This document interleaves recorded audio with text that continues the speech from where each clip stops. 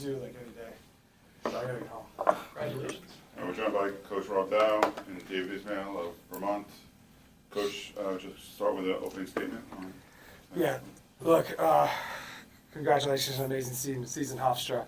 Richard Nuttall and his staff, phenomenal team. We faced a really tall order here on the road. We knew it was going to be the case, but I think they were better than what we thought. So, congrats to Hofstra, and I think we got you on the schedule for next year, so we're looking forward to it. Open up to questions. David scoring the game-winning goal. What were you seeing on that? Because that was what felt like a once-in-a-100 shot. I wasn't seeing that much, to be honest. I just saw Zach having the ball, and I realized there's space between the lines, and he played me the ball a little bit higher, and I took a good touch, I think, and thought, why not shoot long corner? And I didn't really look at the goal. I just tried to mesmerize where the goal is and hit a good shot. Yeah, it was a nice feeling. You're being a little modest. Say again? You're being a little modest.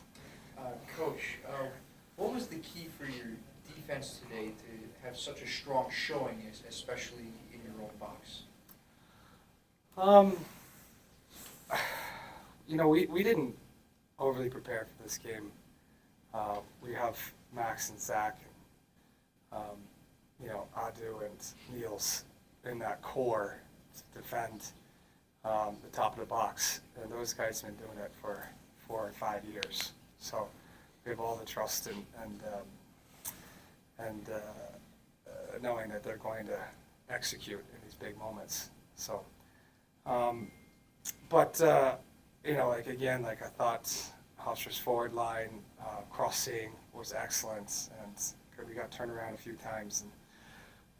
But when we turn to those guys, they lead and they keep us settled, as we call it, blue-headed, and to keep executing under difficult situations.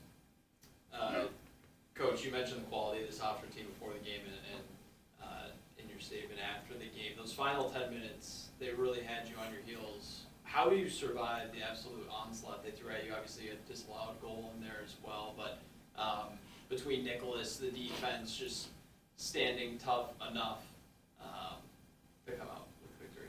Yeah, well, we went to a 5-back at that point, which gives the ball to Hofstra by and large in their half and probably around the halfway line. So we knew there was going to be balls in the air, and we just, you start with the first contact, you try to make the second contact, you block a shot.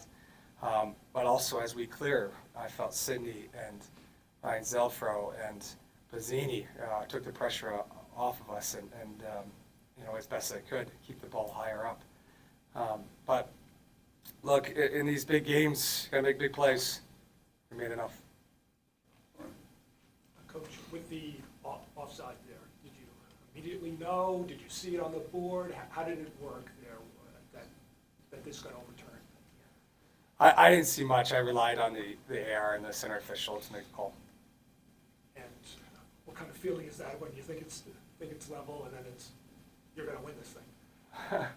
I don't know if I felt we were going to win it, automatically off of that call.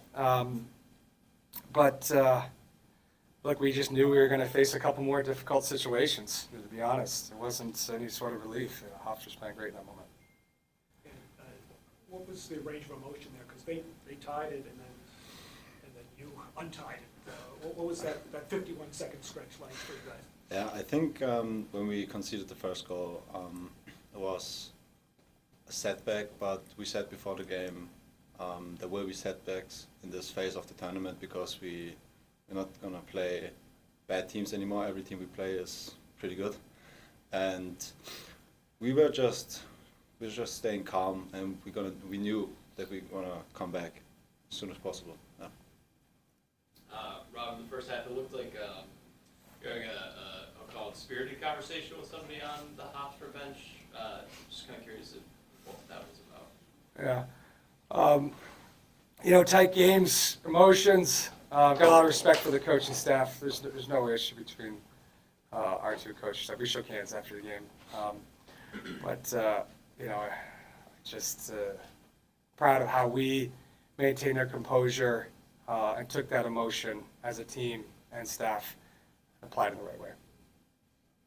Coach, I'm not sure if you're aware of this, Hofstra undefeated on home turf since 2022. What does that say about your guys and yourself as a coach to be the team to break that streak here on the biggest stage in college soccer? Had no idea. Had no idea.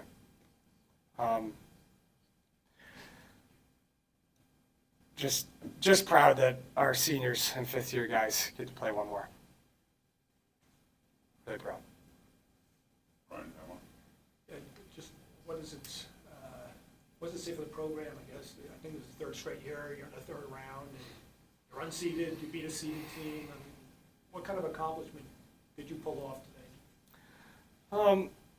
Well, if there's a message to the NCAA staff, you know, I think there's body work here that maybe next year